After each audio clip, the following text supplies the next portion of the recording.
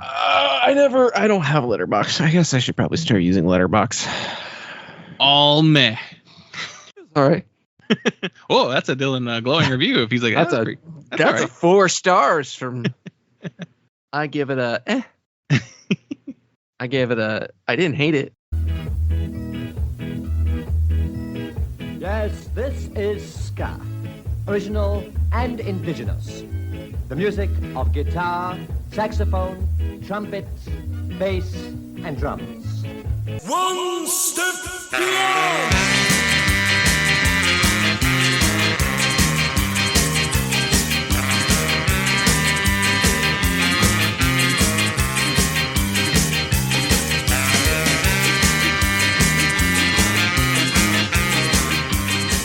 What's up, posers? Welcome to Punk Lotto Pod. I'm your co-host, Justin Hensley. I'm your other co-host, Dylan Hensley. And welcome back to our continuation of SKAUGUST, the month where we devote multiple weeks to ska and its many subgenres. Last week we did an episode on two-tone ska. So this week's episode, we are focused on third wave. And then next week we'll wrap things up with traditional ska. Pre-two-tone ska. Not necessarily punk-inspired, but the stuff that inspired the two-tone generation. So, really looking forward to doing that one. Head on over to patreon.com/punklotopod, and for $1, you get access to all of our weekly bonus audio. Last week, we did a Master Punk Theater on the film Grosse Pointe Blank. And Dylan, how would you describe that episode that we recorded? Meandering? Discursive? We had a really hard time staying on topic for that episode, so check it out and find out why. Yeah, if you like just aimless chatter, that's an episode for you. Our Patreons are usually pretty on task though, so if you don't like that, you'll enjoy much more of our content there. It's not, it's not edited, and it's definitely a little more freeform than our show. But I mean, even I feel like the main show, we get off topic pretty often. So yeah, the podcast hosting site that we use for the show started doing this thing connected with another app called like Headliner. And Headliner, you can like make video clips of your podcast to use for like social media. But I always wanted to do those because I was like, it'd be good to like clip out some stuff and use them for social media. But I'm so bad at like being like, what do I include? I got to find the timestamps and like get exactly what to say, what I want to share. But they also have an AI feature that will just like pick like, it's like 5, 15, 30, 60, and 10-minute clips. And so I've used it to like, well, let's see what this does. The first one was pretty good. And then I did another one where I was like, this isn't even about the album. Why did you choose this portion of the album? I don't know how it decides what to cut. I think it's just analyzing waveforms and then being like, these look like a good chunk to chop out. But some of them has just been like weird. Like I would not want to use that as my social media post. And then like I didn't share one and it was like, looks like you're not using it. So we deactivated it. It's like 1 week I didn't use it and you deactivated it. That is weird. Well, if you don't want it, I'll just take it back. Apparently, though, AI can be pretty useful to help edit. I don't know how. I don't know what softwares to use. I heard one of the podcast hosts that I listened to said he's been using it to like edit his shows, and it makes it a lot easier. And then he can read a transcript. Maybe that's how it works. Maybe it gives him a transcript, and then he highlights what to cut out. Maybe. I mean, that would be probably one of the easier ways to do it. Because you can read faster than you can listen to something. Yeah. Because you could skim it and be like, oh, I know that section, not that. Let's cut that. Like you're gonna remember what you said. Yeah. If you see a couple of words from, Yeah, I could see that being a use for AI. Yeah, I mean, I don't think I'm not in the tool. Like, all AI is bad, type person, but AI being used for creative endeavors, that is where I'm like not good. But like if it's just like I use ChatGPT to write a resume entry because I'm applying for a position at work. And so it's just like, write me a resume entry for a supervisor position in this field. And it's pretty accurate, like as far as like what my day-to-day duties are and stuff like that. So Like, that's useful enough. And then you just change it enough to actually match what your job is, your specific job is. But Katie was telling me about something that she did at a professional development, or they were showing them like basically like an AI tool that you could use to basically like write articles essentially. And it was like, she was like, this would be somewhat useful for me in that I could write an article for third grade reading level on a subject that the kids need to be like, they need to be able to understand what they're reading. And if there's not an article that's written for them, like, but she was like, but they can't cite it though. So it's like, right. Like it's somewhat useful for maybe for like some instruction purposes, but it like, if you're like, I mean, what she does in the library, like if you can't cite that source, like, cause this is not a real source. It's like, it's like, that's useful, but maybe I can't actually use it. Yeah. It's like, really frustrating. Cause it's like, this would actually be something that would be a pretty good use for AI to like just make teachers' jobs easier. But yeah, the application is not always useful. Anyway, join us next week when AI Dylan and JustyBot Dylan take over hosting of the show. Look, we're nearing 300 episodes now, and we definitely have enough audio content of our voices out there that an AI could totally make up an entire episode. I would be curious to try it one time just to hear what it came up with, what it thought we would say, and I wonder how close it would be. Yeah, I wonder, because you'd have to have it talk about the actual, like an actual album. Yeah. I wonder if it would work, or if it would just be like word salad about completely unrelated things. Yeah, I have thought about that. It's like, yep, there are so many hours of my voice recorded on the internet that someone could deep fake me saying horrible things, I guess, if they really wanted to. Good thing we're not famous or like of interest to anyone outside of our regular audience. Yeah, it's just weird. Yeah. Like, oh yeah, there's the possibility for a completely computer simulated version of me. As I have said almost every word I'm likely to ever say. Yeah. Patreon.com/punklautopod. You can also sign up our $10 tier where you get to choose the album that we devote an entire episode to. We just had one of those sign up this week, and I love the idea of these because most people who sign up for it will pick an album that we probably would never have chosen to talk about. So I love this, forcing us to go outside of our box and our typical type of stuff that we tend to cover. That was a lot of alliteration there. Wow. A lot of TTTs there. But yeah, also be on the lookout for a new episode of Challenge Geography. The Joan Jett series continues. I'm almost ready to record that. So that'll probably be up within this week. So be on the lookout for that. And then I'll probably do Metalcore Chronicles after that. So yeah, I like the idea of just like bouncing back and forth between the Challenge Geography and the Metalcore Chronicles. So that'll be fun to get out there. I love doing the solo stuff.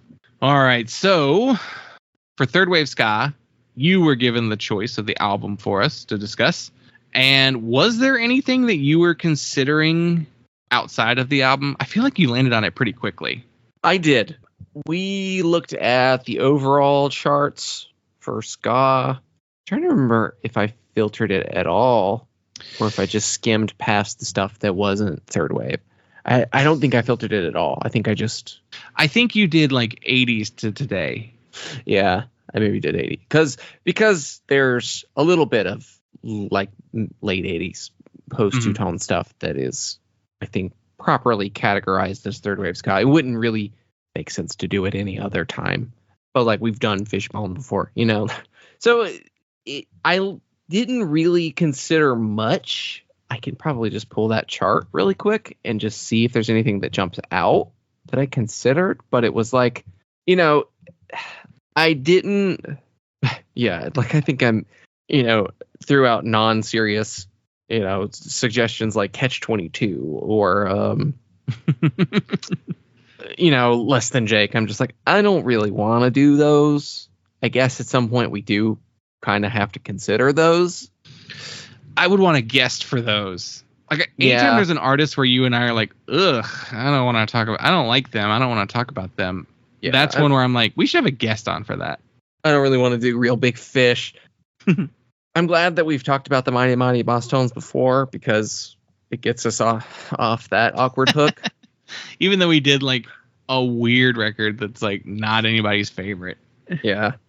I think they're one of those bands that like the legacy is important enough that I feel like you can discuss the Boss Tones, especially since there's like 9 people in that band and only one of them is the anti-vax RFK QAnon guy. So it's just that it's the lead singer. It is. Yeah. I wonder if Dickie Barrett lives in my neighborhood. I think CM Punk lives in Los Feliz. Because I've mentioned this before. That maybe I posted about it in the Discord, but I can't remember the name. Even remember the Defiant. Yes. I peeled a Defiant sticker off of a telephone pole in my neighborhood. I was walking around and I'm like, I'm sure this is whoever has the fucking RFK for president sticker on their car that like lives on my block. Well, I had this bear carcass that I discovered, and I buried it under some bicycles. And that guy, I hope he has no supporters anymore because he is just like revealing like weirder and weirder shit. Not to get like topical and present day, but yeah, I mean, there's no real chance of him winning. But wow, no, what a wild one. They do say that he now might actually be hurting Trump's votes because it's like since Harris came in. I'm gonna cut all this. I don't want to talk about RFK. I don't want to get politics on our timeless podcast. We don't have to. Yeah, this is fine. This is a good stopping point. But the Defiant, no, on an upcoming NoFX show, snuck them back on there. Are they on Riot Fest too? I can't remember. I know like the Aquabats took them on tour, which that sucks. The Defiant are playing Riot Fest as of. Yeah, I think they're still on there. Yep. Just cool. Terrible. More than likely, it's the guy from the Briggs that's in the Defiant that lives in your neighborhood, not Dickie himself. Oh, we got the guy from what's the other band? Street Dogs lives here. But I didn't scroll very far. Yeah, I feel like you chose pretty quickly, which is funny because you chose a record that totally would have been a me pick. It's very similar to the Gaslight Anthem episode where I chose that record and not you. Just for reference, so that everyone knows what we've covered in the past, the previous third wave ska albums that we've covered before are Truth and Soul by Fishbone. We did that one outside of SKAUGUST. I think we did that in April of last year, so that's funny that we did that. That's enough of a not strictly ska record. Yeah, true. Definitely enough. That record too has like lots of funk in it. Yeah. Fishbone in general does. We also previously discussed the Bruce Lee Band self-titled album. We did the Aquabats Return of the Aquabats. Goldfinger's Hang-Ups. We did that one with Zia Hilty. We should get Zia back on the show because I love talking with Zia on the podcast. We should have her do an emo record instead of a ska record, though, because we always have her on for ska. And she also loves emo. So we have done Dancehall Crashers, Honey, I'm Homely. The Mighty Mighty Boss Tones, Pay Attention. That's the one we did. We also did that one with Zia Hilty. Yeah, I thought so. Yeah. We did Common Rider, This Is Unity Music. We did that with the Checkered Cast hosts, which unfortunately that podcast does not seem to exist anymore, but it was fun while it lasted. And that may be it regards to third wave, because then we did a couple like new tone records as well later. So yeah, I think that's all the third wave we've covered. So. And we did the ska bracket. That's true. With Brandy Posey. We did that with Brandy Posey. Very fun episode. So yeah, third wave ska, probably the most tied to punk music because a lot of people describe it, including friend of the show, Dave Brown, host of the podcast One Band 5 Songs. He just says third wave ska is just punk with horns. And a lot of it is. Yeah, a lot of it is. But there definitely are some bands that utilize actual like ska upstrokes and rhythms and bass work and stuff like that. So not all of them, but I'd say a good chunk of the 90s ones, I'd agree. Yeah. So this week's episode, The album is from the year 1997, so I figured we would take a look at the other ska records of 97, at least according to rateyourmusic.com. And the first one is not a ska record. NoFX, So Long and Thanks for All the Shoes. This is one of the NoFX records where they pretended to be ska on a couple songs. Yeah. I don't know what songs. I don't want to find out. I will never listen to NoFX on my own time. Only if you're forced to. I've heard enough to know that it's just not for me. Yeah. Let's Face It by the Mighty Mighty Boss Tones, released in 1997. Very important record, probably responsible for bringing ska to the mainstream, which also brought us swing revival. So, thanks, Boss Tones. Yeah, but it kind of didn't. All right, we've gone through the swing revival ska thing. I think that swing revival was actually going to happen no matter what. Yeah, because isn't that swing band? It's the one that's like the Youth Brigade guys, Royal Crown Review. Yeah, I think they're the ones that's in The Mask. Yeah. Came out in 94. Yeah, so it was already happening, but it was happening more in like movies, I guess. But and there was stuff like Squirrel Nut Zippers. Yeah, I don't know. It was happening one way or another. It just kind of coincided with the ska thing, and definitely like overlapped a lot with a lot of those bands kind of playing together. And I mean, also kind of along those similar lines of like generally retro and ska adjacent. There's a Smash Mouth record. Yeah, that's a weird one because it's like the first genre tag on this website is ska punk for Fushu Mang, and I do not remember that record being that ska that it would be like the first genre you would tag it as. It's definitely like kitschy, and like very bowling shirt core, tiki torch core, yeah, very like 50s 60s coded band. Yeah, surf, rockabilly. Just generally confused about the 50s and 60s. Yeah. It's just all old stuff. Back when you could find, great vintage clothes in thrift stores. You too could look like you're on the cast of Ghost World. Yeah. Yeah. We have Evil Doers Beware by Mustard Plug, which features the massive smash hit. Thanks, Cloudflare. I think that is one of the big ones, though. And Beer Song. This is the only Mustard Plug album that I listened to with any sort of regularity. I feel like I heard Pray for Mojo and probably Big Daddy Multitude. Something about that band just does not work. There's like one song on each album that I kind of like, and then that's kind of it. I don't know. I don't go deep with them at all, though. Yeah. Mustard Plug has just persevered. Yeah, still active, put out a record last year. 97 is very much it's like the tipping point, right? Like it's like, oh yeah, we're all in on ska right now. And everyone you can think of, for the most part, has a record that year. Yeah. Yeah, I mean, we have an Aquabats record. We have, Goldfinger. We have Save Ferris. Dance Hall Crashers. We got a Slackers record. There's a Scotalites record. Yeah. Mad Caddies, The Toasters, Hepcat, related to the album that we're talking about, the OC Supertones. Link 80, Bucko 9, Prescription or Pharmaceutical Bandits, RX Bandits, when they were, I guess, more ska. But yeah, guy keeps going. Voodoo Glow Skulls, The Pie Tasters.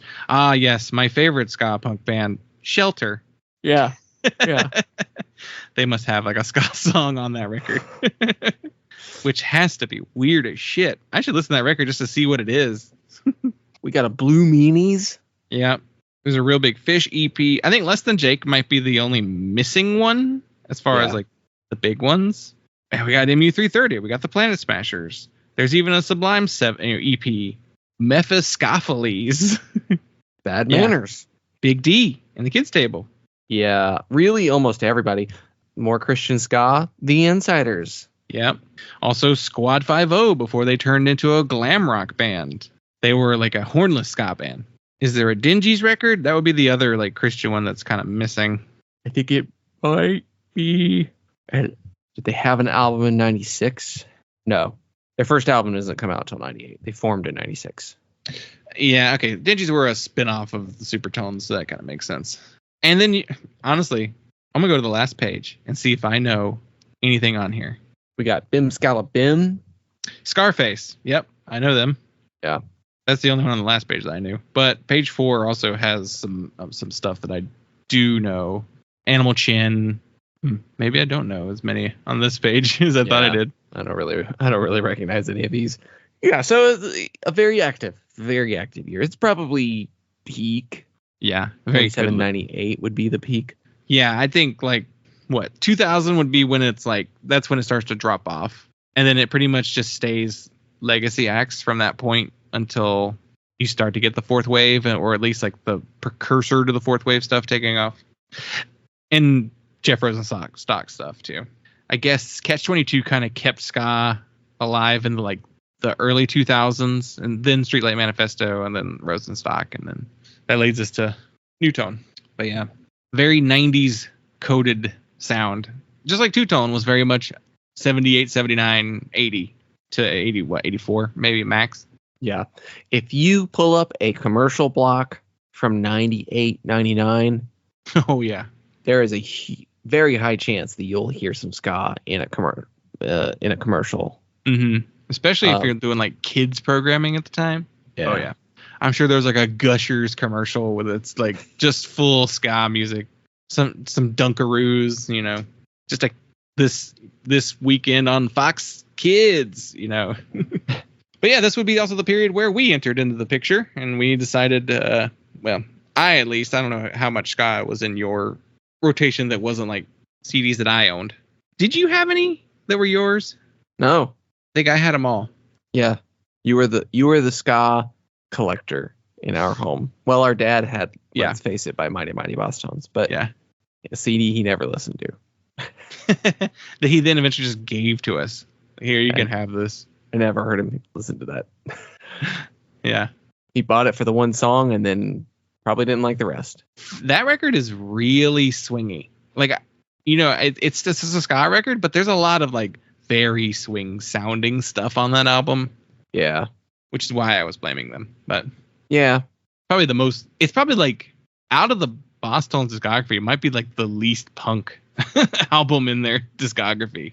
That ska core sound was not that strong on that record because it was their major. It was a major label record. So I bet the majors were we don't want you gutturally screaming as much on this album.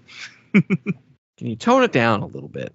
Well, we got this song called Royal Loyal. Okay, you're talking now. Royal Oil. But yeah, I mean, this is the perfect music for, let's see, how old would I have been in 1997? 11 years old? 12 years old? No, 10 or 11. Yeah. So it's great music for kids. Well, you didn't, you wouldn't have heard this in 97. This album, no, I would not. Which we'll get into, I guess. So it was your turn to choose the third wave ska record, and you selected our newest album ever by Five Iron Frenzy.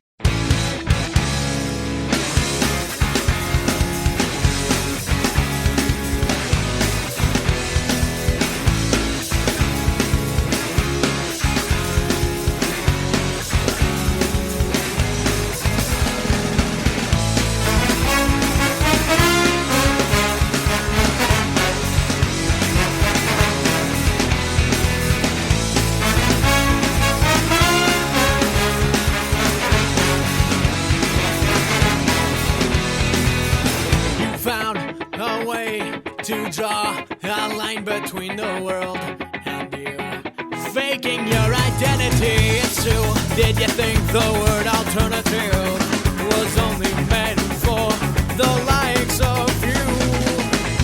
Do you think that they're too cool now? Being popular is lame. You're the one who made them popular. All the songs are still the same.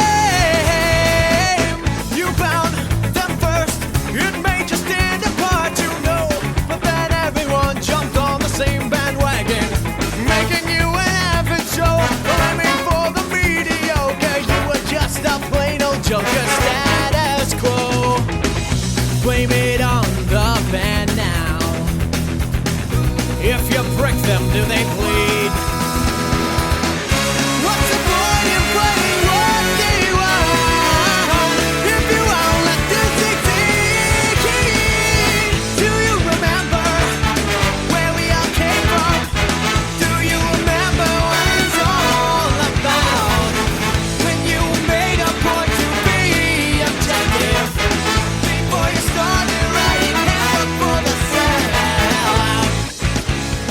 stats on the band. Five Iron Frenzy are from Denver, Colorado.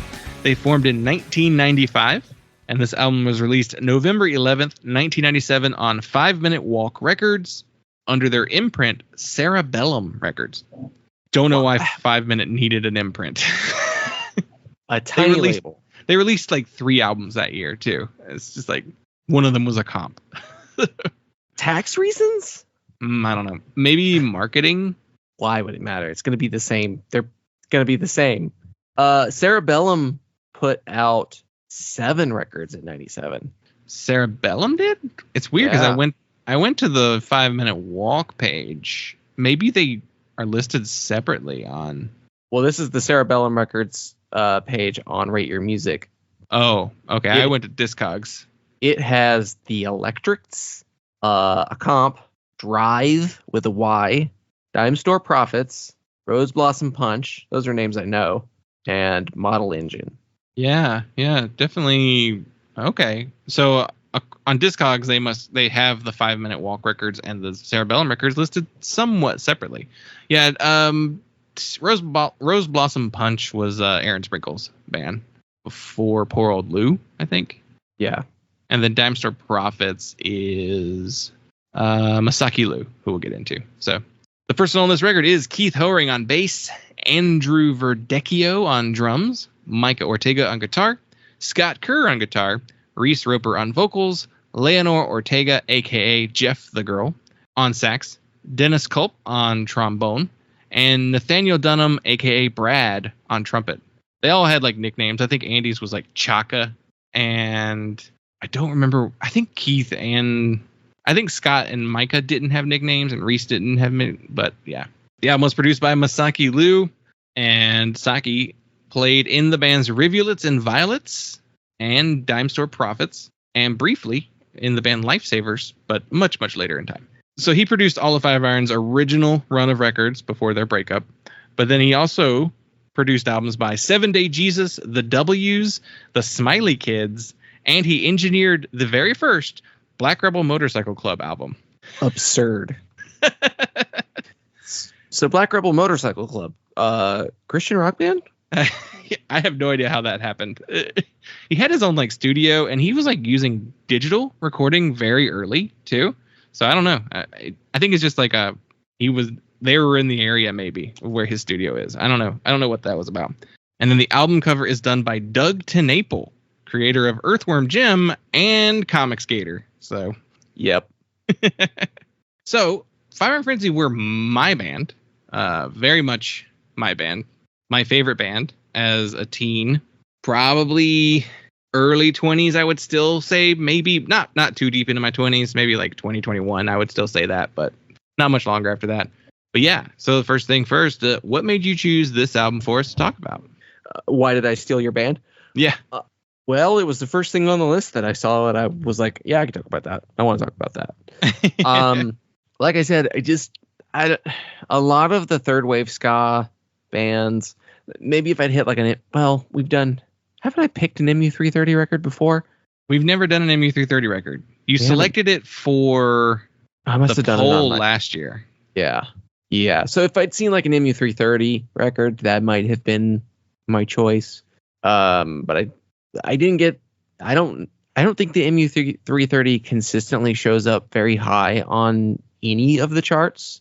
Yeah. On Rate Your Music, they're not a Rate Your Music band for some reason, but they to me feel like a much more well-known ska band.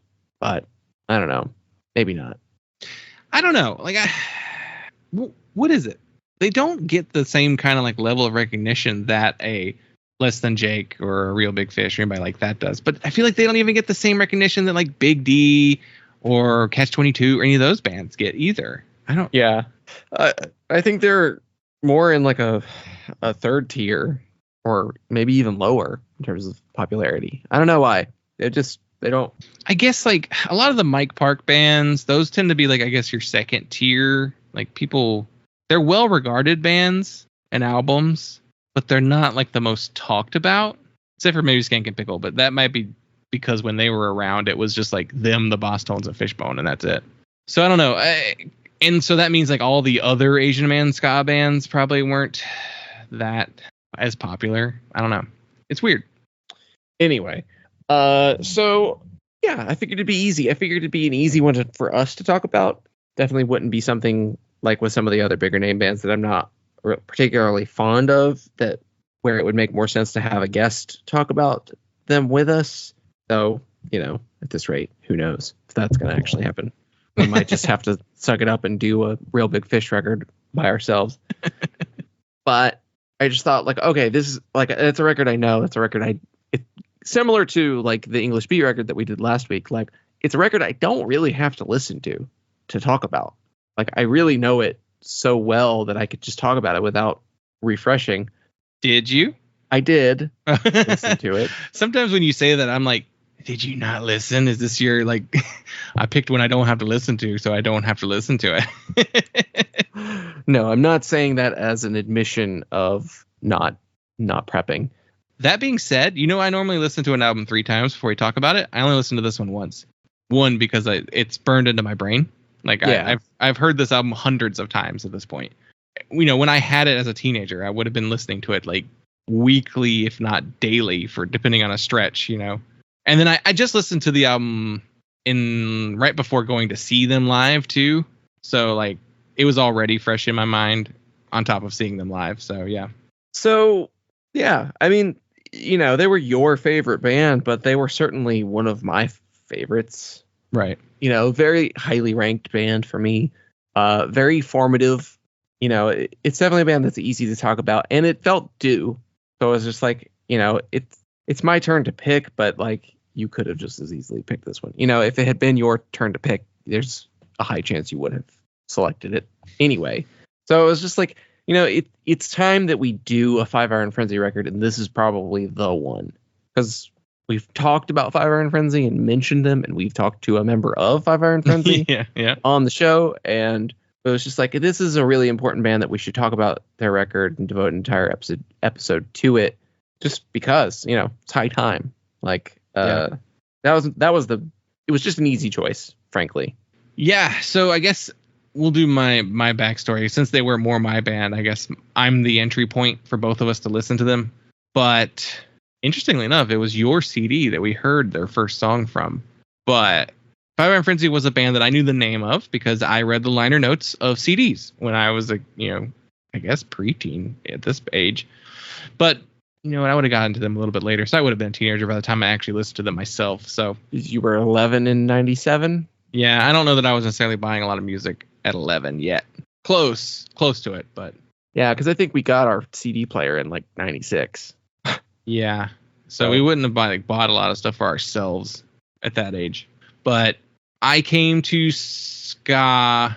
Well, our dad playing the bass tones in the house, and then like songs like "Sellout" by Real Big Fish being on the radio, and some No Doubt songs being on the radio that still had some ska elements. So like that would be my first real introduction to ska. And then I got a compilation that had the band The W's on it, who are a Christian swing revival band.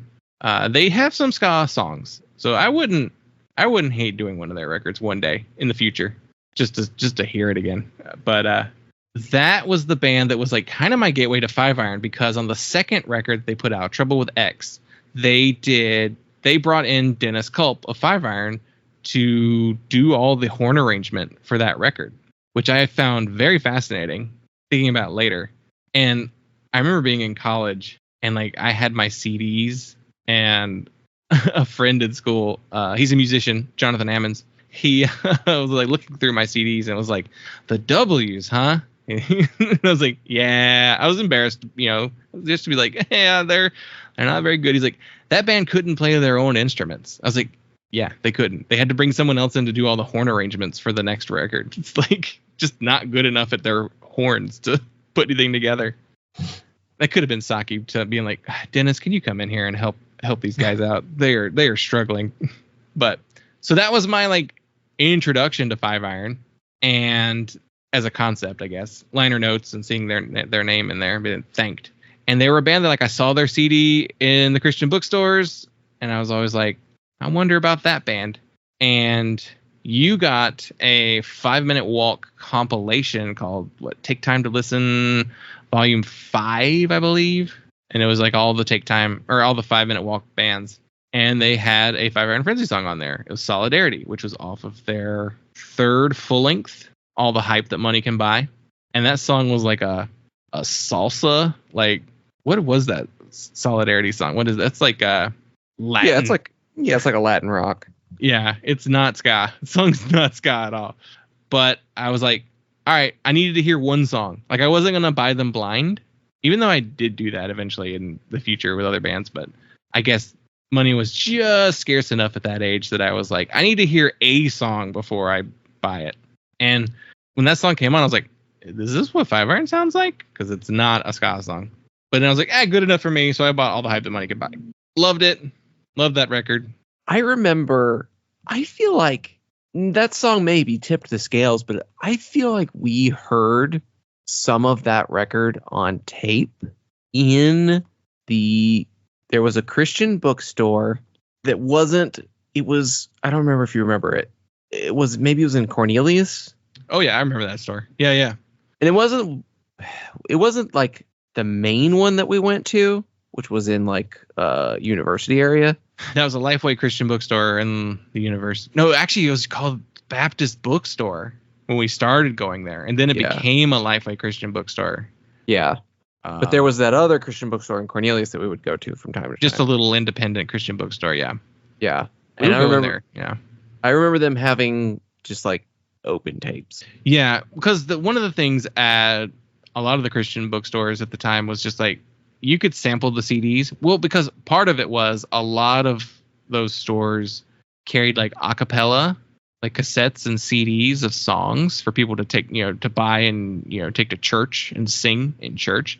And so they were always letting people listen to those because you want to know if you can do it, I guess, before you buy it, because the only thing on it is that song that you're doing a cappella. Yeah. So you want to make sure it's the right thing, And I think that just carried over to the regular stock, like the actual albums and stuff. So you could sample it.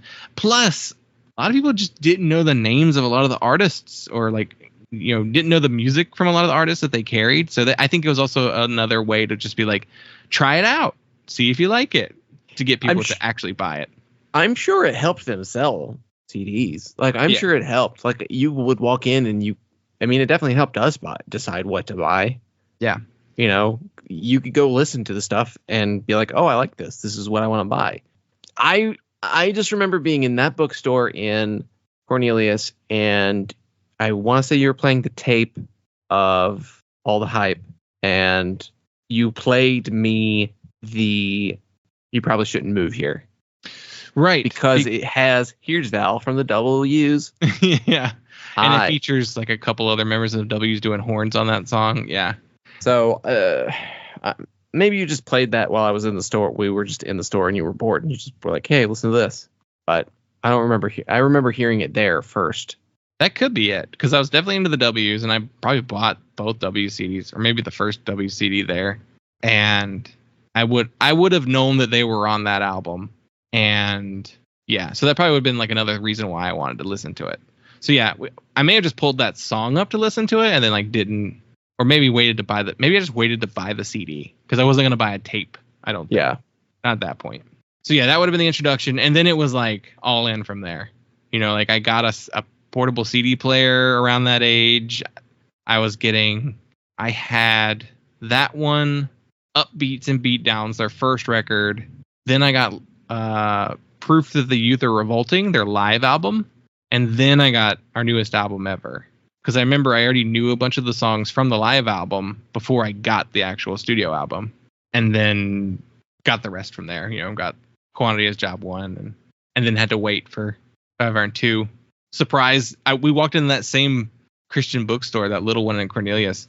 They had moved to over by these new shops. Mm-hmm. And they had moved over there. And I remember going in there and seeing 5 Iron 2, Electric Boogaloo. And I was like, what is this? I didn't even know they had an album coming out. And it was a black and white cover. And I listened to the album, and it was darker and heavier and serious. And there's a song about a band breaking up on the album. And I was like, are they breaking up? And then they would break up later. But yeah. They were getting tired. They were getting tired. They were hinting at everyone. Apparently, they used to do this thing like at the end of every year where they would get together with their spiritual advisor, who was like a pastor of some sort. I think he was a pastor at their church that they helped start, the Scum of the Earth Church. And they would get together at the end of every year and be like, all right, do we do another year? And every year before, they were like, yeah. We'll keep going. But it was after that record. It was like the next time they got together. They were like, no, we don't want to. No, some of them didn't want to go anymore because they got married and were tired of touring. But yeah, so just got into them very hard, listened to all their albums repeatedly over and over again. And this was my favorite record by them. I think it's the critical record. I think it's still the most critically acclaimed album.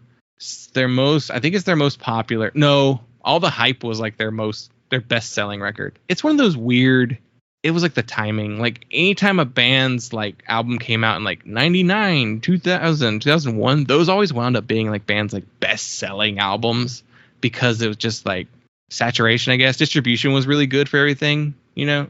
Like Come Pick Me Up was like the best-selling Superchunk record to date when that one came out, and it's like nobody's favorite. It's just funny that All the Hype is the best-selling 5-Iron album. But yeah, just was way into them, was very sad when they broke up, and then didn't see them live until they reunited. We saw them in Atlanta together. So yeah, that's our personal history with the band.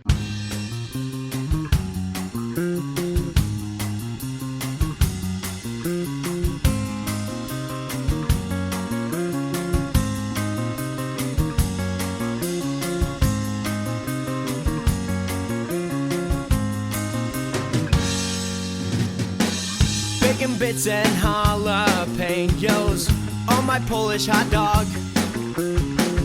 Half a pound of potato chips and a beef jerky log. Press my face to the window, rapper sticks to my shirt. 8 people in a stinky van, a couple more couldn't hurt. Eat some food off the floor, have developed a taste for bread mold.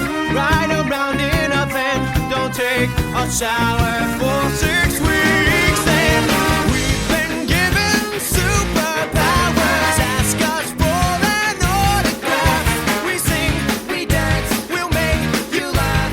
Don't you want to be like us? I got a little bit of the backstory leading up to them. So prior to the band 5-Iron Frenzy, there was a group called Exhumator, who were an industrial thrash metal band from Denver. And they featured Reese Roper, Micah Ortega, Scott Kerr, Keith Haring, and Andy Verdicchio. But at the time, ska and punk were becoming really popular, and the band was beginning to get interested in other bands like Skank and Pickle and NoFX. And so they created a ska band on the side called 5-Iron Frenzy.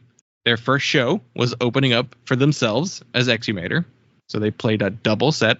It was at a coffee shop, and they immediately realized that people liked the 5-Iron Frenzy music way more than they liked the Exhumator stuff. People were just like, people like this ska punk a lot more than industrial thrash. Obviously. And they decided that night, all right, Exhumator's done. We are now a 5-Iron Frenzy. So they began to recruit horn players for the band because they had no horns. And then they bring in Brad, Leonore, and Dennis. And then they become pretty popular in the Denver scene, the local scene. Their third show ever was opening up for MXPX. And they later became the go-to opener for all the ska bands that come through Denver. So they would open for the Boston's and Less Than Jake whenever they came to Denver. And they had initially planned to just be a local band, but they did go to Cornerstone Festival in Illinois, which was a massive like Christian alternative music festival. Lots of punk and hardcore and metal, a little bit of everything. And they played an impromptu set, which I believe was on one of those generator sets, which was they had these generators set up near like some skate ramps for skateboarders, and like bands would just like show up and be like, I want to play, and then they would play. And they apparently played in front of some other bands like Goaty Hook and I can't remember the other name. That gave them a lot of buzz, and then they started to get some attention. They put out a 7-inch called It's Funny But Not Very Creative, and that got even more attention. Labels were sending them offers. Billy Power of Blenderhead and now Spoken in Tongues tells a story about how Brendan Ebel, the owner of Tooth and Nail Records, wanted to sign Five Iron Frenzy to the label, but Billy, who was basically the second in command of Tooth and Nail at the time, he was like the A&R guy, and he helped, pick who they signed. He was like, we already have a ska band. We already have the OC Supertones. We don't need Five Iron. And for years, Brandon would be like, we could have had Five Iron, but you said no. And then I think Billy always threw back at him that he was like, well, we could have had Paramore, but you said no. I think that was the band that he tried to get on the label, but they eventually signed with 5 Minute Walk Records. They released their first album, Upbeats and Beatdowns, in 96. That album was successful enough that they were able to quit their jobs and go on tour full time. Imagine. Oh, I sold enough CDs. All right, let's go on tour for the rest of our lives. And so they spent 1997 touring. They played 150 shows. They did one tour called Rock Your Socks Off, where the audience were encouraged to bring socks for donation. And that was one thing that the label was really focused on. They were really big on supporting like charities and nonprofits. And that's why the band always stuck with 5 Minute Walk, because they got offers from bigger labels, but they were like, no, we like this label. They actually put a lot of their money where, their mouth is. They actually do a lot of charity work, which they felt was pretty important as a band. And yeah, that's the tour they did right before they go into studio. They go into studio in September and the album is out in November. Turnaround time is incredibly fast back then. And yeah. So they were part of the Christian ska scene, which was headed up by Five Iron, the OC Supertones, and the Insiders. Those are probably the biggest bands of that scene. Though apparently there was like an article in 7 Ball magazine where like the writer had he's like, I found 80 Christian ska bands, but they were like almost all underground, like not very well known. I would love to find that list and read that list, but I couldn't find anything online about that. So yeah, Christian ska was, I feel like Christian ska probably carried on the ska sound a little longer in underground stuff, but even when like the more mainstream attention was starting to die down. But yeah, I loved this record. Back then, it was my favorite album, period. Not just by them, but just in general. But what'd you think of it revisiting it? I love it. It's a 5-star record. I mean, I think that it holds up super well. I think that it has a great balance of what Five Iron Frenzy is known for, of ska, punk, somewhat serious songs with maybe a humorous tone, funny songs, just, full on jokes, politically, socially conscious lyrics, and like beautiful, like uplifting, like basically worship songs.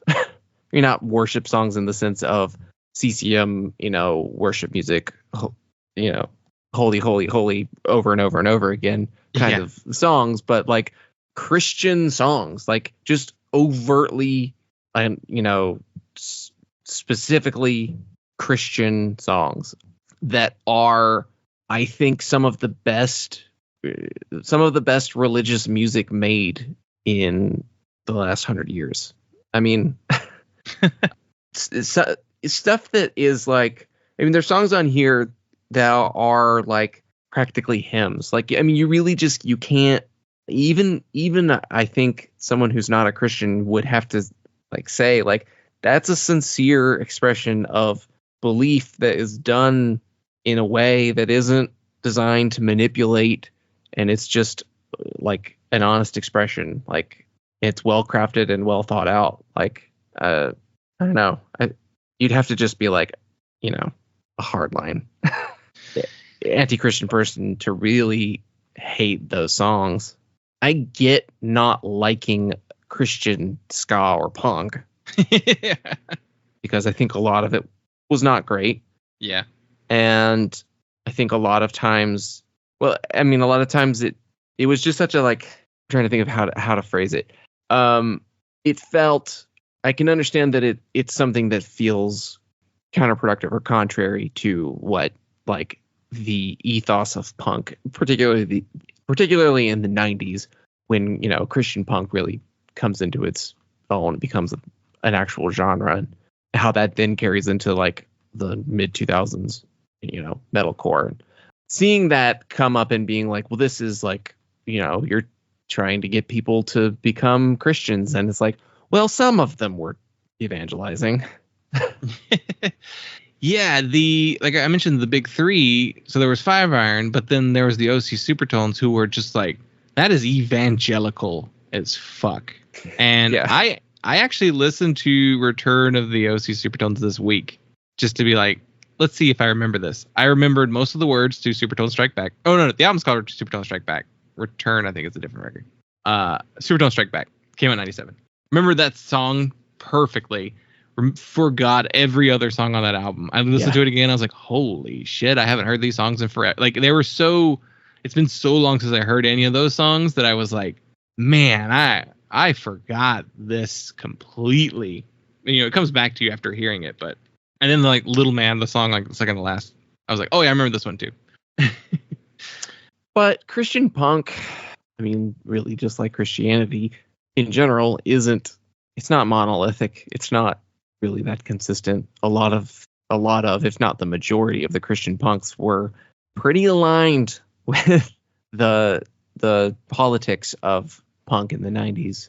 You know, and most of them now are still like, you know, at least some of the bigger people like Billy and Mark Salomon, like those notable people, like are like very left, very liberal, very at least liberal. You know, like yeah. I mean, there are some that aren't, but yeah, for the most part, yeah, very left leaning. Yeah, I think the more you get into like the 2000s with the Christian metalcore stuff is where you get into the frustrating like evangelical, like, you know, Trump fans are welcome at my shows.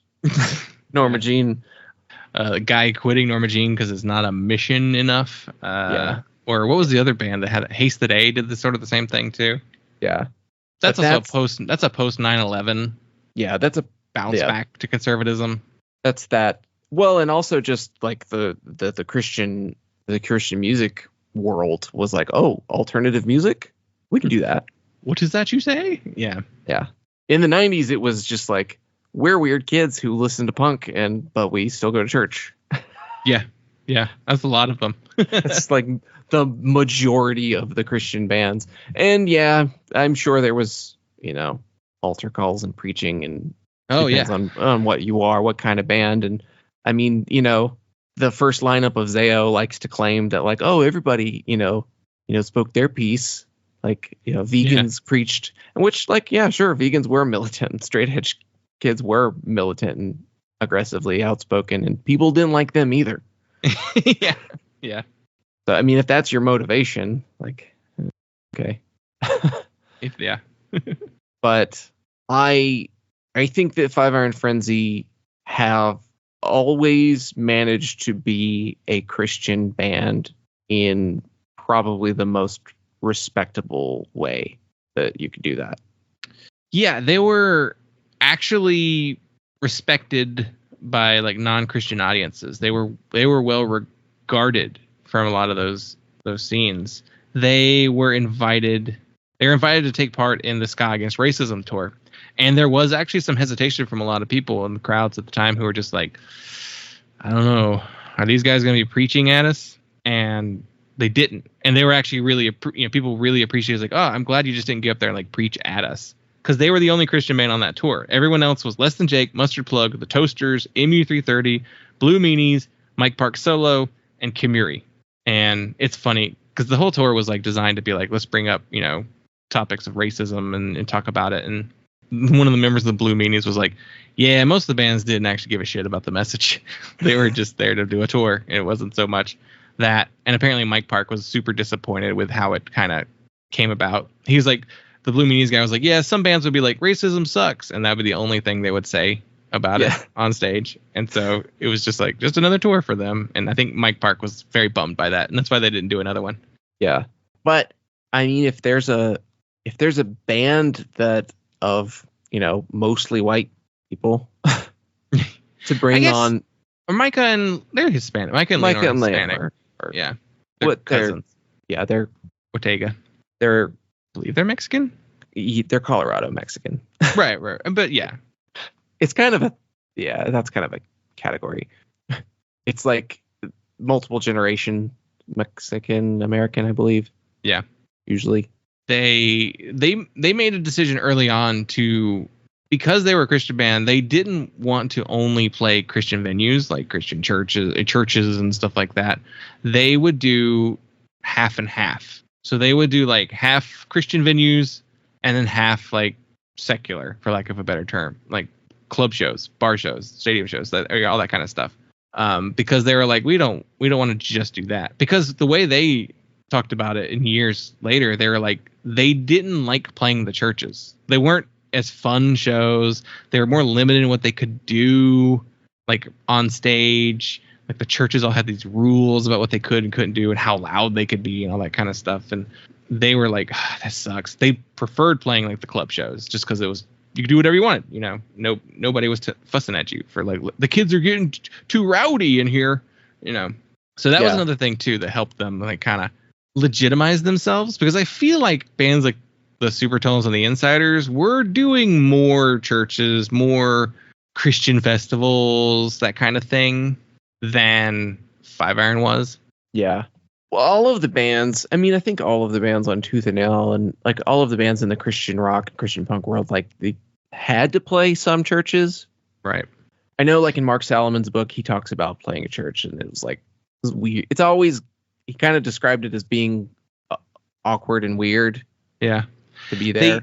They wound up doing a lot of those because they tend to make a lot more money playing churches too.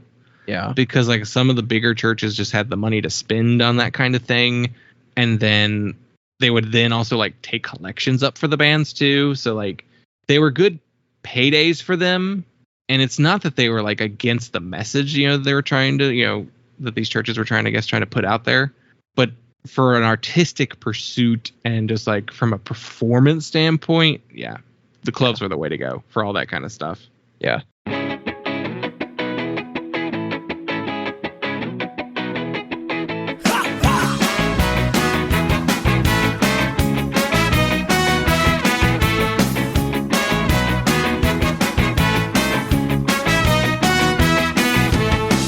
When I was young, the smallest trick of light could catch my eye. Then life was new, and every new day I thought that I could fly.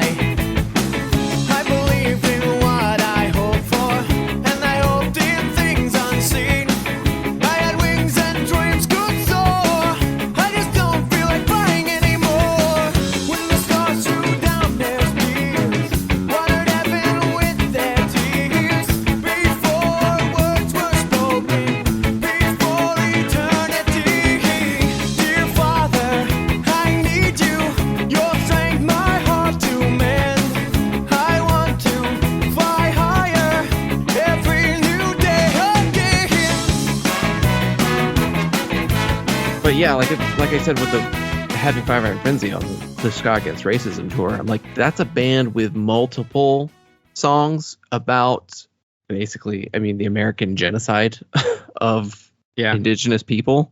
Yeah. Like there's one of those songs on, is it every album has a song like that? I So mean- Upbeats has Old West, which is about Manifest Destiny.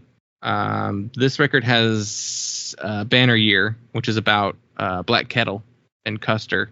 Does Quantity have one? Quantity does not. So that's an EP. Hype. I mean, Hype has Hype has What? the Columbine song. Columbine Uh, song, a song about Freddie Mercury, a song Mhm. and, you know, regretting your immature childhood to homophobia. Yeah. Songs about consumerism. And then Five Iron Frenzy, Electric Boogaloo has The Day We Killed. Yeah, about Crazy Horse. Yeah. Yeah. So that was a topic that they hit a lot. Which I think was, I don't know if that was just paying attention to history in high school, or if there was some influence from being a Colorado band and being closer to larger indigenous communities in the West. It was just something they were more conscious of. I don't know. But yeah, I don't know. They had good, mostly good politics. I know Reese Roper said some dumb things Yeah. off and on, but they've always been critical of America, I mean, as a country, they've been critical of consumerism and capitalism. They've been, they've talked about homelessness a lot and took collections for, clothing for people. And I think also like took the, like, at times would just take that honest stance of like being frustrated in the face of homelessness and poverty and being like, I don't really, almost just kind of throwing up your hands in despair and being like, I truly don't know what to do, in the face of this. And it's something that is, and also like, it's something that is particularly as a Christian, something that you're like upset by, that you're just like, this is core to my faith that there shouldn't be poverty or homelessness. Yeah. So the Wikipedia has a pretty good like layout of a lot of their lyrics. It says, so many of the band's songs are firmly rooted in social gospel convictions, often exploring themes of Christian hypocrisy and fundamentalism, manifest destiny, and the injustices done to Native Americans, and faith-based criticisms of capitalism, consumerism, nationalism, xenophobia, racism, homophobia, and even the Christian music industry. Yeah. As well as more traditional and uplifting songs of praise and worship. So yeah, like they tackled a lot of issues that the church kind of like doesn't really talk about as much, or the issues with the church. And while simultaneously doing what I said of like the most beautiful hymn worship songs, they're just like sincere expressions of devout faith. Like it's I've never seen any other band come close to that. So Five Iron is an interesting band because they are simultaneously like silly and serious. Like they have these songs that are just like, it's a comedy song, but if you like really pay attention to what they're saying in the song and like you look at like what the actual like meaning behind the song is, it's usually like deeper than just like the surface funny part. Because a lot of times, like, there was a lot of the comedy and ska music at this time, and a lot of it was just comedy, and there wasn't like a ton of subtext or, like buried like alternate, meanings. Like, so this record, there are a lot of comedy songs. If we're going pure comedy, like no subtext or anything, Where's Micah? Which, funnily enough, I read the story about that song. Apparently, Micah was the guitar player in the band, was so good at learning the new songs that once he learned a song, he would get bored and then just stop coming to practice. So he would be like, all right, I got this one down. Like he would learn it before anyone else and then was just like, I don't need to practice this song. I know it well enough. And so he wouldn't come to practice anymore, while everybody else is still trying to learn their parts. And so they wrote this song to get back at him because they're always like, where's Micah? The song itself is about like, oh, he's late all the time. He's late getting on the bus. He's late. He's supposed to be at our show, but he's not here. That wasn't the case. He was usually there, though, except for when I saw him when he was like went back to the hotel room and like fell asleep and then was almost late for the show. But supposedly he was normally almost always on time. This was just them like getting back at him and making people think that he's late all the time. So that's just like a straight comedy song. I mean, it's a joke song, but there's a story to it. Yeah. So that's a pure joke song. Kitty Doggy, just a throwaway comedy song. Yeah. Not really even a song. It's like a practice recording. Yeah. Filler material. Oh Canada. I don't think there's any subtext to Oh Canada. Yeah. That one's just purely, let's write a song about Canada. Yeah. And our stereotypes. Limited knowledge of it. So those are like the ones that I would just say are like straight up comedy songs on this record. But the other songs, so ones that are funny, you have Superpowers, which is a song about being in a band on tour, Yeah. And it's not a glamorous lifestyle. Yeah, that's the point of that song. It's like being on tour is kind of hard and you're tired all the time and like bad things happen, but we're like lucky that we get to do this. Like that's the underlying message, is like we're really happy that we get to do this as our job. So on surface, it's a song about bacon bits and jalapenos on your Polish hot dog and falling off the stage and breaking the promoter's leg. Like funny, but it's really just about, man, we're lucky to play music live. Sucker Punch, which is a song about kind of just being like a nerd in school, but it's also very like a faith-driven song about, even if you're picked on or a dork or a loser, there's still, the belief in God, that. Yeah. There's Blue Comb 78, which is the band's song about Reese Roper's blue comb getting thrown out the window of his car, one of his favorite belongings as a child. But it's also really a song about like loss of innocence, because it's like it's about him being a child and before his parents are divorced. I believe that's the context of the song. Yeah. Which that song, Go ahead. Fans began to just bring them blue combs to shows, and it just became this running thing where fans would bring them a blue comb, and when they would play the song, they would get a blue comb. And Reese is always says like, I wish we called that song Where Have You Seen My Dollar? Because we would have made so much more money over the years. And when I saw them, somebody gave him a blue comb again. He's like, oh, thank you. I have so many of these. Like, it's better than Travis Tritt. Here's a quarter. Call somebody who cares. Where he gets quarters thrown at him. I guess that's it for like the comedy stuff, though. Because then other songs like Handbook for the Sellout, it's about just selling out. That's more of like a music industry song.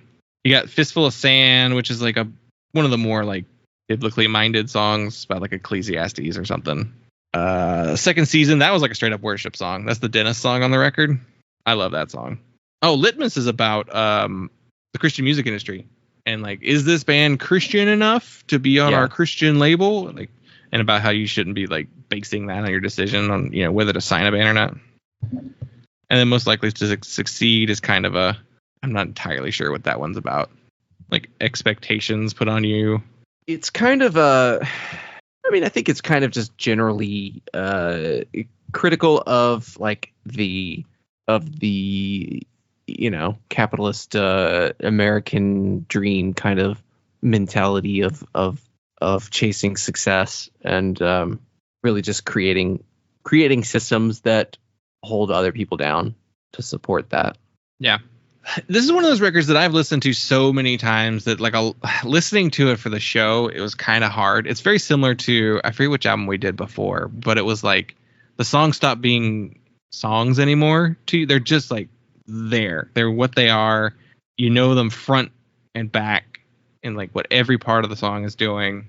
That it was really hard to like listen to it and like actually analyze like what's happening in the songs. When I was younger, I definitely loved the funny songs the most on this record, but as I got older, I really got into the serious songs on the album. Yeah. I mean, their appeal to us as kids was definitely, this band's funny. Yeah. And they're not that funny. Yeah. So that was one of the things too, where I was like, this isn't that funny. Either the joke is like, I'm just so immune to it now, or it's not actually that funny. But it's jokey. Yeah. And when they're jokey, I appreciate when that is aimed at something. Yeah. I mean, Oh Canada's fun and it's kind of, it's fun. It's catchy. Like, it's fine. I mean, I think there's something still maybe a little humorous about Slurpees made from venison. That's deer. And really drawing out deer like that is like, that's not real, right? They don't have venison Slurpees, right? That would be horrible. Meat Slurpee? You ever tasted venison? Yeah, they got milk in a bag. Yeah, but that's true. Real. Yeah. Yeah, I mean, some of it's just like clearly just joke lyrics. But yeah, you're right. I do think like Sucker Punch and Superpowers work better because they have an actual like real meaning behind them. Yeah. Favorite songs on the album? Handbook for the Sellout is an all-time favorite.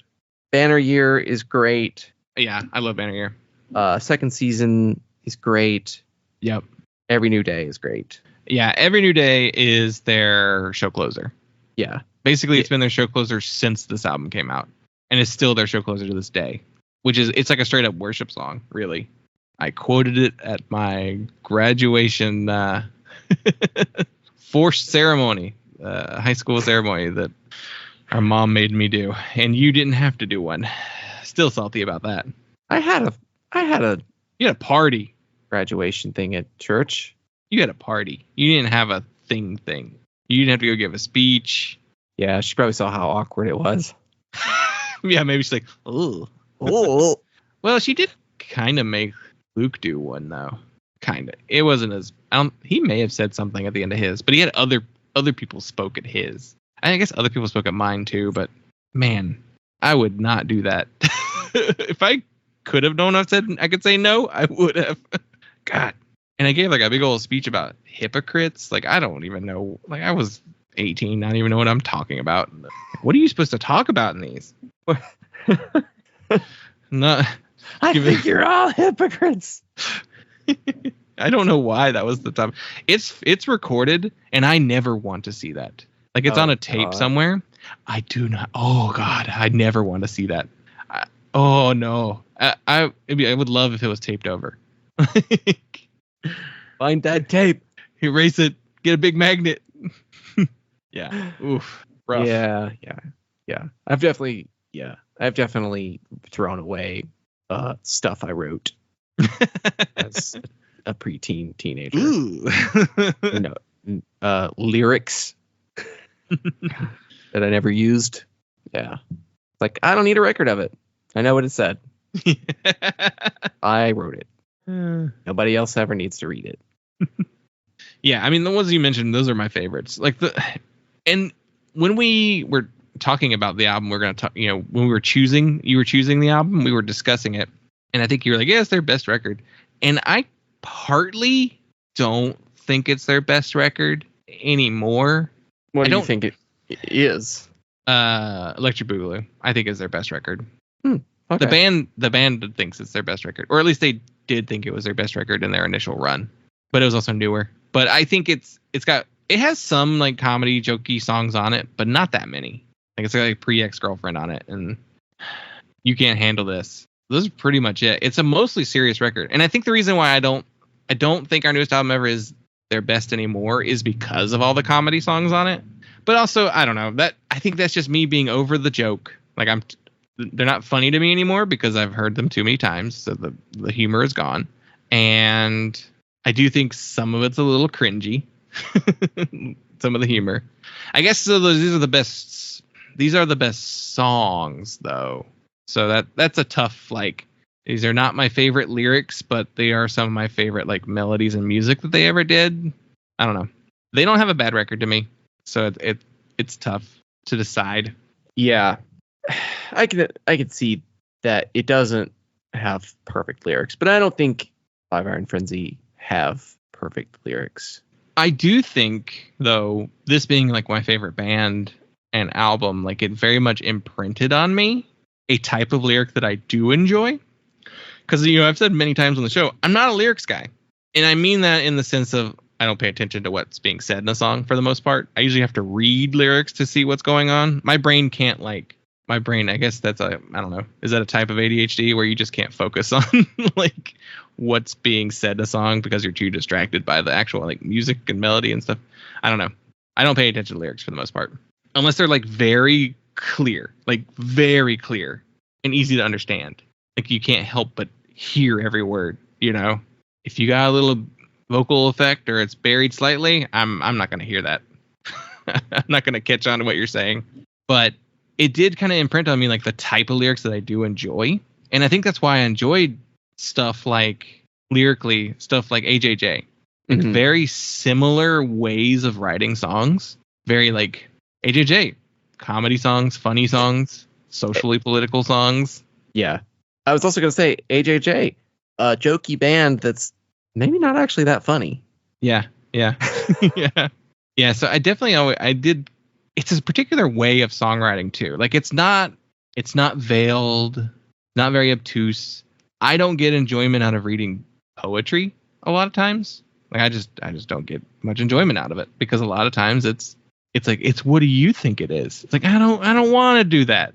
I don't want to figure out what I think this poem's about or these lyrics are about. I like things spelled out a little clearer. That's my dumb guy coming through, I guess.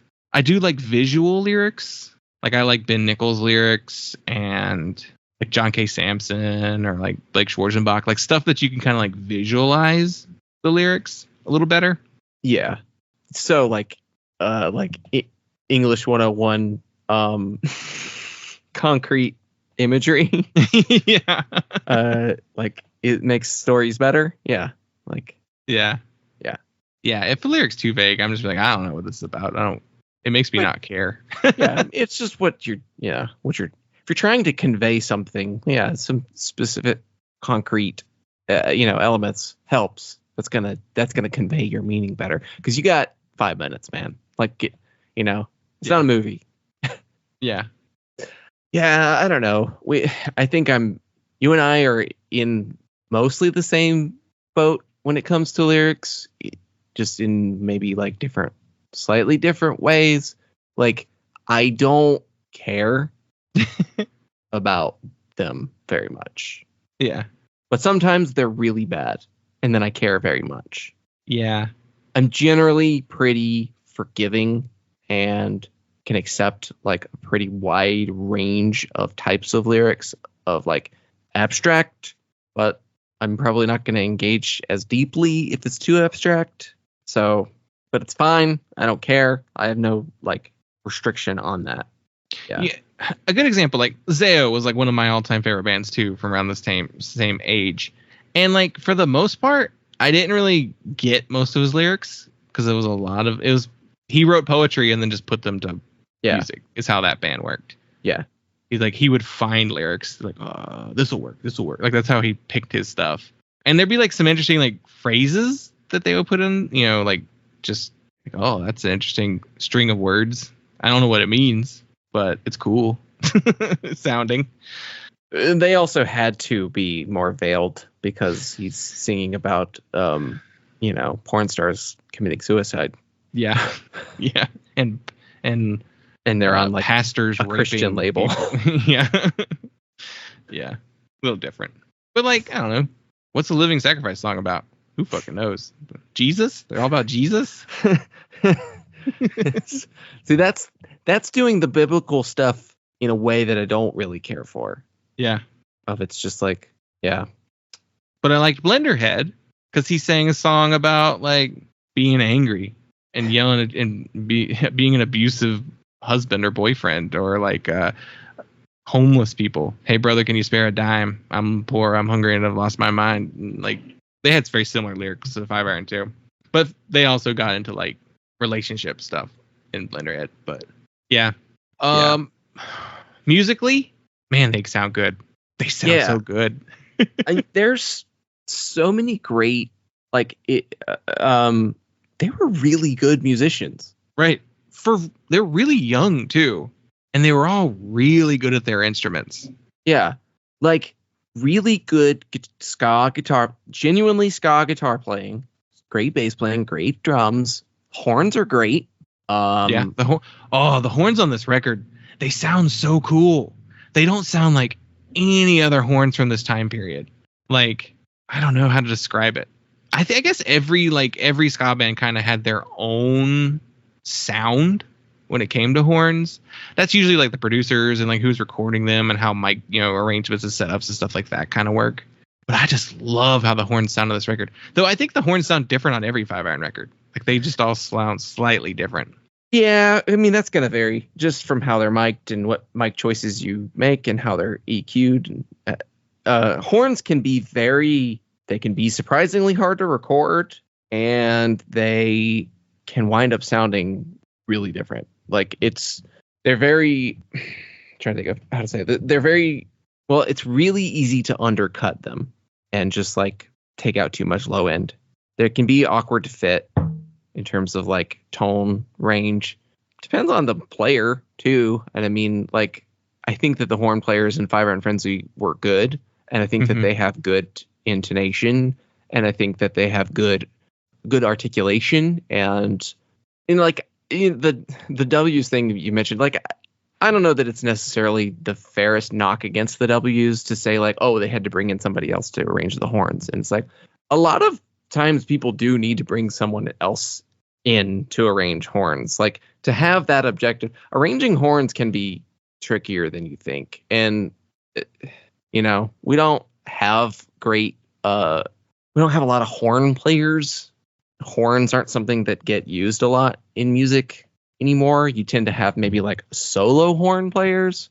brass players or reed players. It's not like the 60s where there's like, oh yeah, we got a horn section Yeah. that records on every single record. Like it's rare to pull together a group of horn players that play together regularly outside of a marching band. And That's different. That's a completely different thing. That's what, yeah, it's a different kind of arranging. You also have like 5 of each horn. Yeah. And you have like tubas and you have, Yeah. the only, you only really find like horn sections in like, well, I mean, yeah, ska, funk, and like Latin bands. And they typically use trumpets, trombones, and saxes. Like you're not seeing like lots of flugelhorns and French horns and tubas and stuff, unless you're doing like more like an orchestra type thing. Like what's that Tokyo Ska Paradise? Who they got like a big old orchestra, Yeah. And that's almost like big band. Like that's, yeah. And that's also the, where ska punk horns tend to be not really great. It's because it's a lot of like your marching band kids who kept playing, and like the good ones are usually the ones that maybe like were in like a jazz band in high school. Yeah, I was just thinking like, who are the other good like MU 330 horns are like jazz. I was gonna say like, who are the good horn players in third wave ska? Skanky Pickle? No, those are not good horns. They're fun, but they're very like that kind of like very simple horn playing. The Boss Tones, great horn players. They probably are jazz trained and influenced. They also had like other horns too. They didn't just stick to the 3 types. MU 330 is really good with their horns, but like I think like Less Than Jake, not very good with their horns. Real Big Fish, probably one of the better. Yeah, they have a decent horn. Yeah, they have a pretty good horn section because they like really, the horns are a big part of Real Big Fish, and I don't think they are as big for Less Than Jake. I think Less Than Jake might just be like a trumpet ska band and that's it. Maybe there's a trombone, but yeah. But Fire and Frenzy has, they have good, like they're not just all blasting on the same notes. Like they have arranged horn sections. Like you have trumpet hitting your pretty high trumpet playing too. Hit the high C all night. Ooh, wish I could hear what he's playing. But like you've got that bright, cutting trumpet lead really high up, and then you have your trumpet that does those low swinging kind of like bass runs, and filling out the lower end, and saxophone keeping it kind of a middle range, and you have a good arrangement in their horns, and you have good melodies in the horns, and you have the horns doing counterpoint or harmony, like harmonizing with the vocals. I think just really well thought out. And Reese sounds great. He has such a good voice for like the register that he's in. Yeah. He has one of those accidentally great voices. Yeah. Of solid pitch, good range, good agility, but he sings with a really natural forward placement, like talking voice tone. Like he sings the way he talks. Yeah.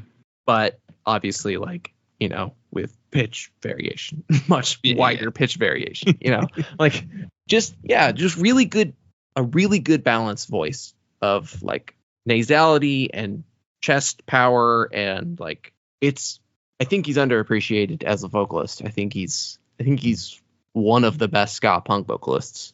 Yeah. From this time period. Definitely, yeah. Because a lot of them are all kind of like they do a thing, and that's kind of the thing. Like Dickie Bear, he sounds like this in all his songs, pretty much. He can clean it up a little, but there's only so much he can clean it up. Mike Park, he has a very limited range, and you can hear him like break. Ooh, you're at your peak, man. You can't go much further than that. Yeah, I love Mike Park, but even he would say he's like not like a virtuoso or anything. Yeah, I don't think that Mike Park thinks that he's a good singer. Mike Park's a better singer than Mike Park probably thinks he is. Yeah, definitely. Vocally, MC Bat Commander is probably like the closest to Reese in like tone wise. They sound very similar. He's also doing a voice a lot of the times too. Yeah, MC Bat Commander is doing like a 60s cartoon voice. Like he's pulling his tone back more, and it's a little more covered and a little, because it's gonna fit that character, that like Troy McClure kind of Yeah. over the top voice. But he does have the most similar, like I think, range and tone, just a little darker than Reese. Yeah. Dan Potthast, he's got the same kind of problem that Mike Park does, where he has like limits to his voice and can, you can hear when he's hitting his limit. And he kind of does more of a yelly vocal anyway. Yeah. Trying to think of other bands now. The Lesson Jake guy just sounds like this. Yeah, he's doing like, yeah. He's just doing 90s pop punk voice. Yeah. Real Big Fish guy, I couldn't tell you. Yeah. He's doing the same guy. Yeah. Reese is definitely more in the category of like the female vocalists in ska punk. He's more in the category with like Save Ferris and Dance Hall Crashers. Yeah. In terms of like technical ability as a singer. I don't know if Reese ever took voice lessons or not. Maybe he did. I don't know. I think he did at some point. Maybe he took voice as a teenager. I don't know if it was that or if it was later, like after this record. If he may ever have took gotten voice, coaching later. I think that might have been the case. To maintain my voice.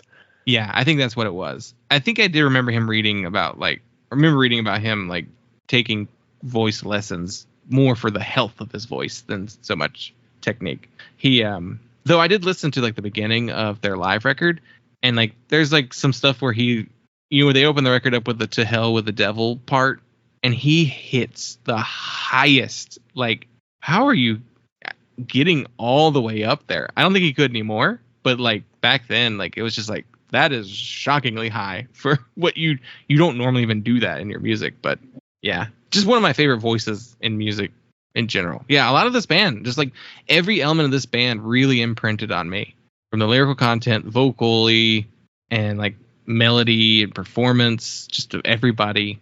Yeah, just love how they sound. I love how this record sounds. I did notice singing along to this record, I was like, hey, I can sing more of this now. Oh, I can't.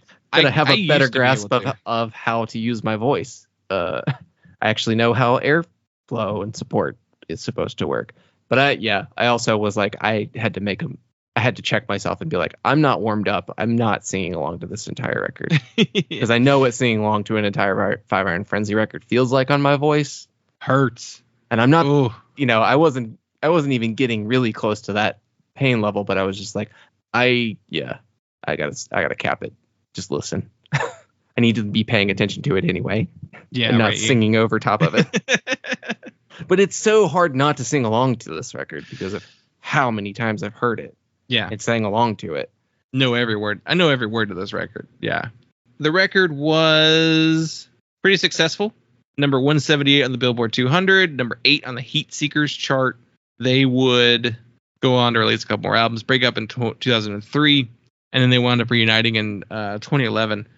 Do you remember coming to my apartment because a countdown had appeared on the Five Iron Frenzy website that was like a couple months away, and everybody it was a fan of the band was like, what's this countdown for? Because the end date was the date of the final Five Iron show, and so everybody's like, oh, they're gonna announce a reunion. Like everybody was like immediately like, oh, they're coming back. And do you remember me being like, you should come over and we'll see what happens at the end of the countdown. Yeah. And we'll watch like the Big Lebowski. And we paused the movie. We went to the computer. We pulled up FiveIronFrenzy.com, waited for the countdown, and lo and behold, they were back together. They have a Kickstarter. Well, we knew what it was because they did a little video first, and like you just like press play on that video, and it's like Reese like crawling through the desert, coming up on a jar of mayonnaise, and him like taking a spoon and then just like eating a big. I think he had to eat the whole jar because the comment they used to make all the time was, if we ever get back together, I'll eat a whole jar of mayonnaise, was what Reese always said. And so they got back together and Reese ate a whole jar of mayonnaise. Do you think it was really a jar of mayonnaise or do you think it was a jar of vanilla pudding? I would hope so, but knowing him, it probably was mayonnaise. Yeah. And yeah, they were like, here's a new song. Originally, though, that countdown was just for the new website because they had let a fan have the website and it became a fan site. and he was like revamping the whole website, and he was going to do a countdown for the new site, and accidentally created this like, oh my God, Five Iron's getting back together. So he like wrote the band and was like, hey, can you guys like write like a letter saying like, oh, sorry about the mix up. We're not actually getting back together. You know, this was just for the website. I thought it was to do something fun, but everybody was like, uh-oh, took it too serious. And so like Reese had like started writing the letter and then decided, no, let's do it for real, because they had already been talking about doing it again. They had all like Scott was like, I want to do Five Iron again, but I gave my spot up because he had quit the band. Yeah. He's like, I don't want to take Sonny's spot away from him. But then like Keith was like, no, I don't want to come back. I want to just like keep making music with my wife. And so I was like, well, Scott, do you want to come play bass? And that was it. That was like all they needed to like get back together. So then they did. They were like, yeah, or you know what? Let's get back together for real. And they did a Kickstarter and like met their goal in under an hour to fund the whole thing, which at the time, and then like wound up making like $200,000 on it, which at the time was like record breaking for Kickstarter. Now that's probably nothing, but back then that was like, holy shit, this Christian ska band from Denver like broke all these like Kickstarter records for funding. And yeah. And then they put out their worst record. Moving on. Yeah. I mean, it's okay. It's a comeback record. It is. The second comeback record is much better. Yeah. It was also like almost 10 years later too. But yeah. I think that if you like ska, you should listen to this record. But I imagine if you like ska, you've probably heard Five Iron Frenzy by now. If you only kind of like ska and you always skipped this band because they're a Christian band, I think you should listen to it. I think it's really a good record and it's a lot of fun. And I think I have had enough off time with Five Iron Frenzy of not listening to them super regularly that I can talk about them without my nostalgia glasses on. I think this is, despite some of its, I guess I would say that this is a 5-star record, and that like maybe the final quarter point is nostalgia and like personal importance. Yeah. Like putting it up to that like perfect level. There's definitely plenty I can criticize about it. Kitty Doggy's stupid. Godzilla song at the end is stupid. Hidden track, yeah. I think there's, cringy lyrics on the record, but I think there's so many great songs on the record. I think that there are, even like the cringy lyrics, the songs themselves are great. Like musically, they're great. Vocally, they're great. I think the horns sound great. So the biggest marks against it are just like, I would have written the lyrics differently. Yeah, because that is honestly my biggest complaint with the record is just like, some of the jokes don't land anymore. If they ever did, Yeah. Yeah, I'm giving it 5 stars too, but, there is some nostalgia there for me. I don't think I can be impartial about this record. I need to have, that's the thing.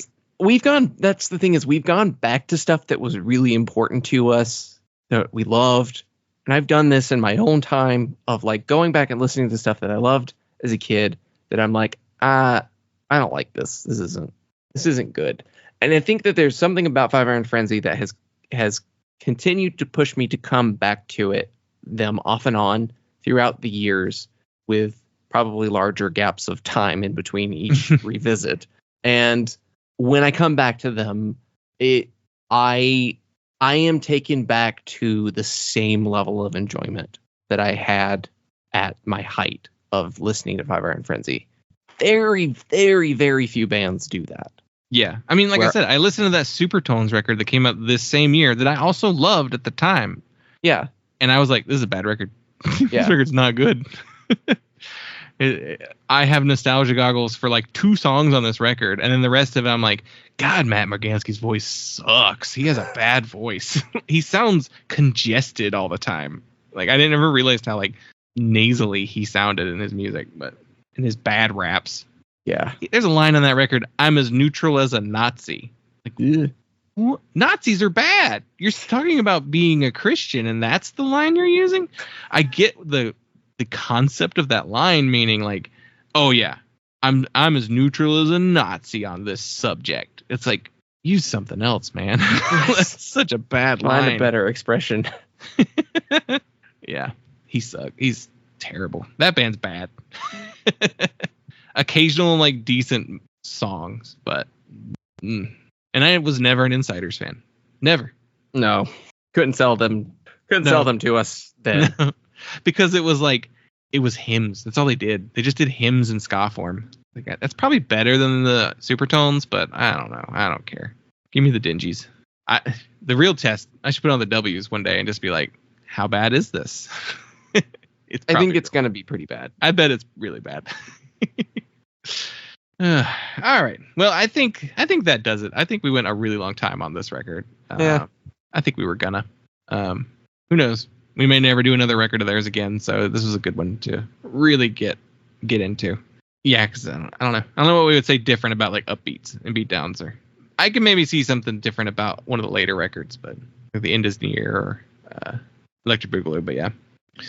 All right. Well, thank you all so much for listening. We'll be back next week with a traditional ska record. We're thinking something from like the 60s and 70s. We haven't discussed what we're going to choose yet. I think we're going to choose this one together. I think we'll pick something. And yeah, really looking forward to that one too. So he's got a cat on his head.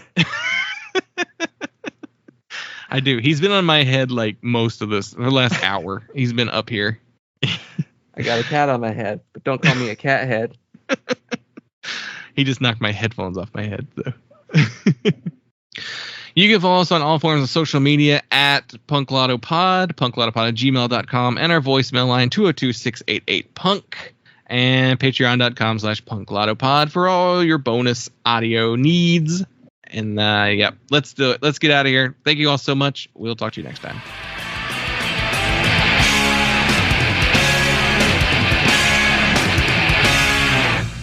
To order Punk, call the number on your screen. Rush delivery is available. Remember, this special offer is not sold in stores.